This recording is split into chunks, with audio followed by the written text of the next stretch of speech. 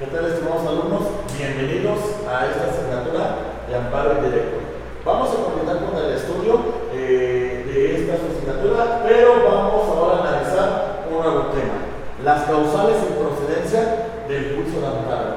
La doctrina establece que existen tres tipos de causales de procedencia, que son las constitucionales, es decir, las que consagra el artículo 107 de nuestro texto constitucional, las causales de procedencia legales que se encuentran consagradas en nuestra ley de amparo, y las causales de improcedencia jurisprudenciales que emanan de la jurisprudencia del Poder Judicial de la Federación, ya sea del Pleno de nuestra Suprema Corte de Justicia de la Nación, de las salas de nuestra Suprema Corte de Justicia de la Nación o de los tribunales colegiados de circuito. Vamos a empezar a analizar cada una de las causales de improcedencia. Analicemos la primera: contrarreformas o adiciones a la Constitución. Abogados, la Constitución es la norma fundante. La Constitución es la norma creadora de todo el orden jurídico. Es la norma principal. Como consecuencia, la Constitución no va a ser objeto de tutela del juicio de amparo.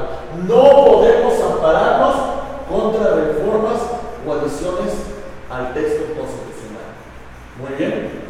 En el segundo supuesto vamos a hablar de la improcedencia del juicio de amparo contra actos que emanen de nuestra máxima autoridad jurisdiccional, la Suprema Corte de Justicia de la Nación, toda vez que no existiría ningún órgano con la competencia, con la jurisdicción de revisar las actuaciones de la Suprema Corte de Justicia de la Nación, además de que se considera que en su actuación la Corte no vulnera los derechos fundamentales de los gobernados.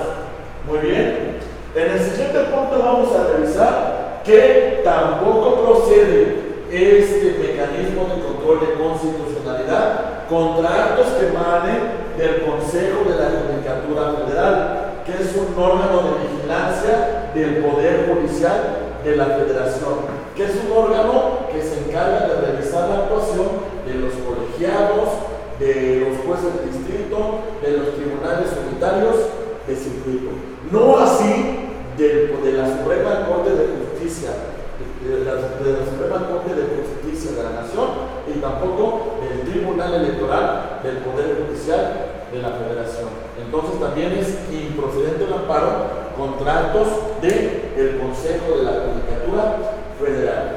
En el punto número 4, abogados, analizamos también la improcedencia del juicio de amparo contra actos emanados de la materia electoral, ya sea por el Instituto Nacional Electoral o inclusive contra actos derivados del Tribunal Electoral del Poder Judicial de la Federación, toda vez que existen mecanismos constitucionales para esta materia en particular, como es el juicio para la protección de los derechos políticos electorales del ciudadano, así como el juicio de revisión constitucional que conoce directamente el Tribunal Electoral del Poder Judicial de la Federación. En el punto número 5 vamos a mencionar la improcedencia del juicio de amparo contra actos del Congreso de la Unión en un proceso de colaboración con otros poderes. Vamos a explicarnos en qué consiste. A ver, abogados, cuando el Senado de la República participa en la ratificación del Servicio Exterior Mexicano, si alguna persona que no entró dentro de esa selección del Servicio Exterior Mexicano quisiera pararse, no lo podría realizar porque es una potestad de colaboración que emana de la propia Constitución y que se le encomienda en este supuesto al Senado de la República. En el punto número 6 vamos a mencionar también la improcedencia del juicio de amparo contra actos emanados de los tribunales colegiados de circuito, que como ya vimos con antelación, tiene una competencia en materia del juicio de amparo. En materia de amparo indirecto va a actuar en revisión, y en amparo directo es un órgano de competencia directa a partir de la reforma constitucional al Poder Judicial de la Federación en el año de 1988. Como consecuencia, no procede el amparo contra actos de tribunales colegiados de circuito. En el punto número 7 vamos a analizar que tampoco procede el juicio de amparo contra las determinaciones del Poder Legislativo en los supuestos de juicio político y declaración de procedencia. Si un servidor público que ha sido despojado, que ha sido desproveído de su fuero, quisiera solicitar este medio de protección constitucional, de constitucionalidad, el juez de amparo debería declarar improcedente el amparo para este servidor público. También tenemos en el punto número 8 la improcedencia del juicio de amparo contra normas generales en las cuales ya exista una declaración general de inconstitucionalidad. Bajo este supuesto, bajo esta tutela, no es posible promover un amparo contra determinaciones de leyes que ya han sido declaradas inconstitucionales. Muy bien. En el punto número 9, abogados, vamos a determinar que tampoco no se va a promover el juicio de amparo sobre la resolución que haya sido objeto en otro juicio de amparo, porque como tal sería una cadena de amparos que no tendrían un fin. No podemos ampararnos en contra de otro juicio de amparo. Muy bien. En el punto número 10 vamos a hablar que es improcedente cuando no se logre demostrar la existencia de un interés jurídico o un interés legítimo. Si el promovente, si el quejoso no logra este supuesto, entonces existirá esta causal de improcedencia. En el punto número 11 vamos a hablar de que existe otro amparo que se está promoviendo en este momento que versa sobre las mismas partes. Entonces no se conocerá del juez de amparo, tendrá que conocerlo el juez de amparo que conoció de la primera causa, toda vez que podemos tener resoluciones que tienen cierta conexidad y que puede prestarse a que se dicten resoluciones que son contradictorias. Bajo ese supuesto tampoco procede el juicio de amparo. Si nosotros consentimos el acto reclamado, tampoco podemos impugnarlo a través del juicio de amparo. Si nosotros consentimos los efectos del acto de autoridad, no va a ser objeto de protección a través del juicio de amparo.